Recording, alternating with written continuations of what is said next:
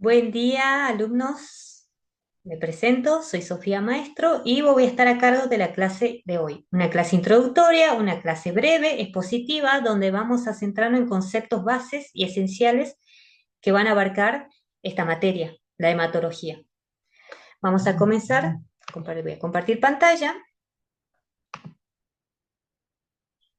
Muy bien. Nuestro tema de hoy van a ser los glóbulos rojos. Hoy vamos a hablar, entender su morfología, su función y la eritropoyesis, que es un proceso en la cual se forman los glóbulos rojos. Vamos a empezar con una pregunta. ¿Qué revela la sangre? Esta pregunta se la contestan ustedes mismos y la vamos a retomar al final de la clase en una actividad. Los objetivos de la clase son sencillos, son tres. Vamos a hablar de la morfología, de los eritrocitos, comprender su estructura y características. La eritropoyesis, entender el proceso de formación de glóbulos rojos en la médula ósea. Y la importancia clínica, los valores de los glóbulos rojos, qué pasa, si aumentan, si disminuyen, qué nos dicen. Eso van a ser nuestros objetivos de hoy. Comenzamos con la morfología. Muy bien. Los glóbulos rojos tienen forma bicóncava, un tamaño de 7 a 8 micrómetros, tienen un color rosado con un halo central. Carecen de núcleo y lo único contenido que tienen es la hemoglobina. La hemoglobina es que se encarga de hacer este proceso de su función, que les voy a explicar en su función. Y tiene una vida media de 120 días. Un glóbulo rojo circula en sangre 120 días hasta que se elimina, se autodestruye y se elimina, y el organismo lo elimina. Su función, que está a cargo de la hemoglobina, es transportar oxígeno a los tejidos y retirar el dióxido de carbono hacia los pulmones para su eliminación, ayudando al equilibrio ácido-base. ¿Qué sería el equilibrio ácido-base? Si los glóbulos rojos no eliminan el dióxido de carbono, nuestra sangre se contamina, se vuelve ácida y se vuelve tóxica para nosotros mismos, haciendo que haya un fallo sistemático masivo. Por eso de su importancia. Teniendo en cuenta su morfología, ahora le voy a presentar cómo se ve en el microscopio. Así, esta es una foto real tomada de un laboratorio con donde se sacó una foto de un hemograma. Este hemograma se realiza un frotis sanguíneo, es un estudio de la sangre, donde analiza qué pasa con las células, su cantidad, su forma, todo. Aquí se aprecia cómo se ven los glóbulos rojos bajo el microscopio. No es que se saca una gota y se la pone debajo del microscopio. Hay un proceso, es una tinción. Esa tinción, por eso es que se ven de este color rosado tirando a violeta, es por la tinción, eh, que es necesario hacerla para poder visualizar los glóbulos rojos. Como vemos, tienen, como vimos en la morfología, disco bicóncavo, color rosado, y ven que en el centro se ve como clarito que es una célula simple sin núcleo. Eh, por eso su centro es más claro, su tamaño es de 7 a 8 micrómetros, y los bordes son un poquito más oscuros que el centro. La distribución suele ser uniforme, ni muy separadas ni muy juntas, de un estudio normal, de una visualización de una persona que no tiene anomalías. Así que así se observan los glóbulos rojos, los eritrocitos, bajo el microscopio. La eritropoyesis, aquí tienen que prestar mucha atención porque la actividad final que tienen que realizar en el campus se trata sobre este tema. La eritropoyesis es un proceso fundamental en la formación de los glóbulos rojos. ¿Qué pasa aquí?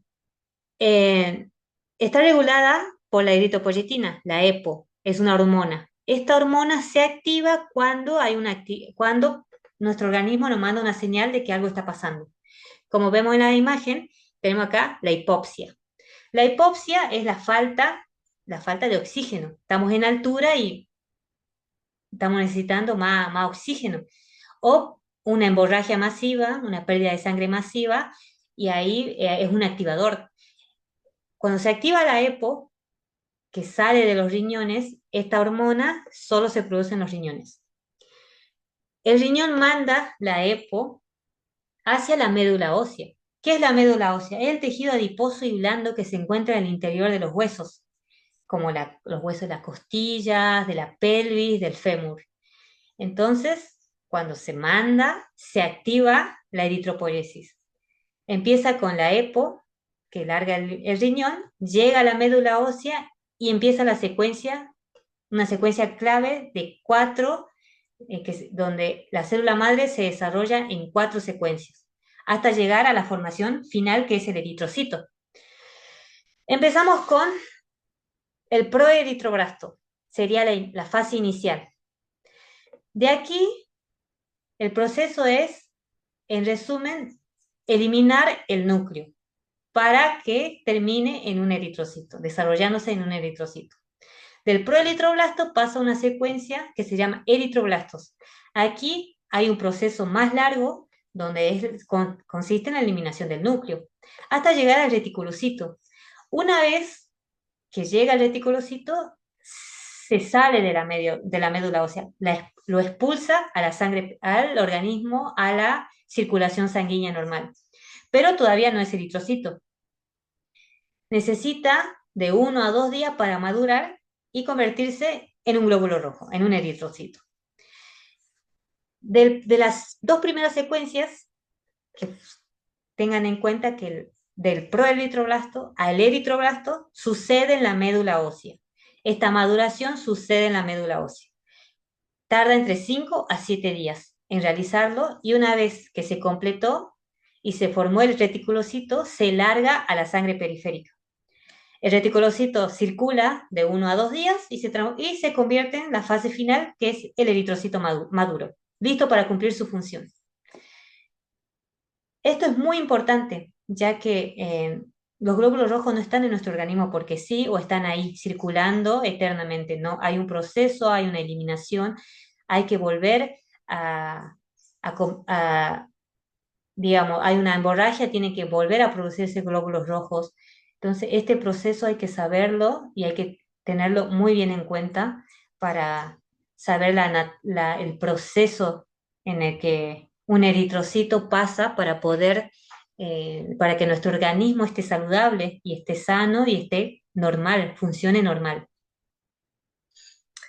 Muy bien, ahora vamos a los valores normales. Los valores normales en hombres son entre 4 a 6 millones por microlitro en sangre. Las mujeres son de 4 a 5 de microlitro en sangre y lo recién nacido es un poco más alto, de 4 hasta 7 millones de microlitros por sangre. Estas variaciones de sexo y edad es por la fisiología del ser humano, las diferencias entre el hombre y la mujer en contextura, en cuerpo, además de que la mujer sufre todos los meses un proceso fisiológico que es la menstruación y eso cambia el valor normal de sangre, ya que hay una pérdida sí o sí constante todos los meses. Y un recién nacido su sistema todavía no está regulado, se está acostumbrando a este proceso de oxigenación y por eso los números están muy elevados hasta que se pueda adaptar al nuevo entorno. Entonces, pero no, al menos que haya otros factores, no significa que haya algo anormal. Ahora, siempre tener en cuenta que, por ejemplo, cada laboratorio tiene su tabla de valores normales. Puede variar según la zona. Yo que vivo en Palpalá, tengo mis valores normales serían entre 4 a 5 millones de microlitros por sangre, pero una persona en altura tiene mucho más. Una mujer en altura que viene y se hace un estudio le puede salir entre 6 y 7 millones de microlitros por sangre. ¿Pero por qué? Porque está en altura y su cuerpo necesita suplantar esa necesidad de falta de oxígeno. Entonces, por eso el sistema se adaptó a ese ambiente, pero no tiene una anomalía, ¿no? No está sufriendo de alguna enfermedad, es una persona totalmente sana. Siempre hay que tener en cuenta eso. ¿Qué consecuencias clínicas puede tener una alteración del número de los glóbulos rojos? Bueno, hay muchos factores, muchas enfermedades, muchas consecuencias que pueden alterar el valor normal de los glóbulos rojos. De aquí su importancia clínica.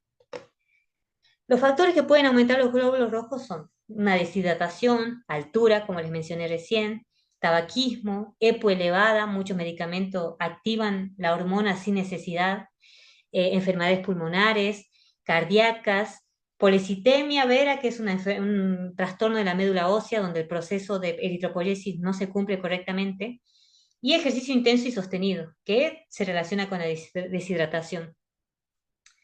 Esto, cuando aumentan, es porque el organismo necesita más oxígeno. Por eso, al tener fallas pulmonares, cardíacas, hacer ejercicio intenso, hidratación, el organismo necesita oxígeno, manda la señal y produce de más, porque hay falta ahí, un factor está haciendo que tenga que producir más para suplir esa necesidad que está de falta de oxígeno.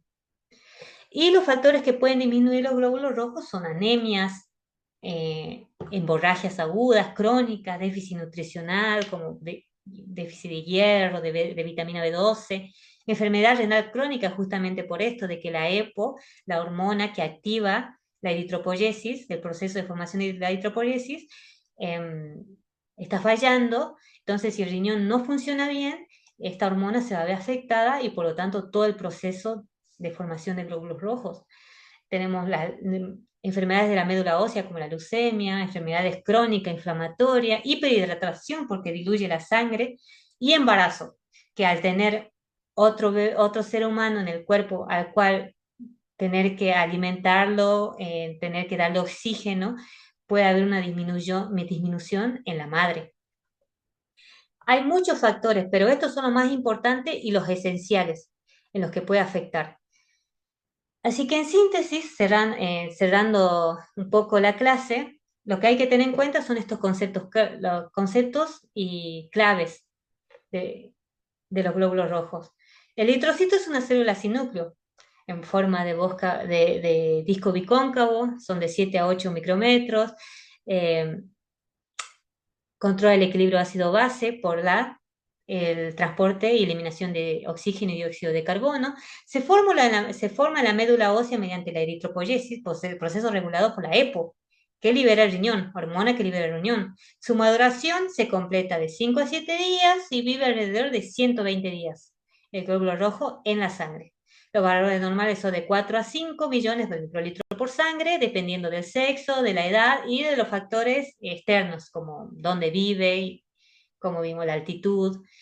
Aumenta por la altitud, deshidratación, enfermedades pulmonares y disminuyen por anemias, hemorragia o insuficiencia renal. Teniendo en cuenta todo esto, cerramos por ahora lo que es los glóbulos rojos con con este inicio, esta introducción básica, y ahora vamos a pasar a profundizar un poco más en las actividades que tienen que realizar en el campus. En una actividad grupal e individual. En la grupal se llama la ruta del glóbulo rojo. Cada grupo tiene que elegir una etapa y desarrollarla.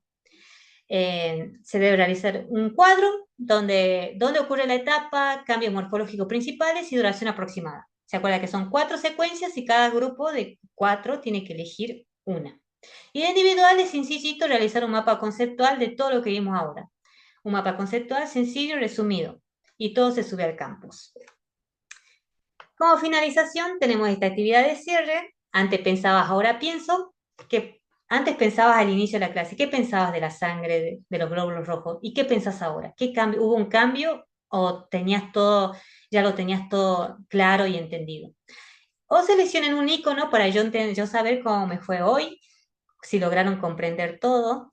Así, si aún tienen dudas, así si comprendiste lo esencial y así si comprendiste tan bien que lo puedes explicar a otro. Y por último, cierro con esta frase de entender la sangre es entender la vida, porque lo que vimos, sin estas pequeñas células que circulan en nuestro sistema, es lo que nos hacen subsistir. Nos dicen cómo estamos, la salud, el bienestar, qué es lo que cómo estamos, no, es cuando dice, el cuerpo avisa cuando no estás bien y uno de los avisos son este estudio, la sangre. La sangre principalmente los glóbulos rojos, son la base esencial de la vida. Entonces, es muy importante que sepan la importancia entenderlo y llegar más adelante, cuando tengan que analizar un estudio de hemograma, donde están los glóbulos rojos, lleguen a comprender todo lo que implica y lo que pasa con ese paciente. Así que muchas gracias por esta clase, espero que haya comprendido lo esencial y que se hayan cumplido los objetivos. Gracias.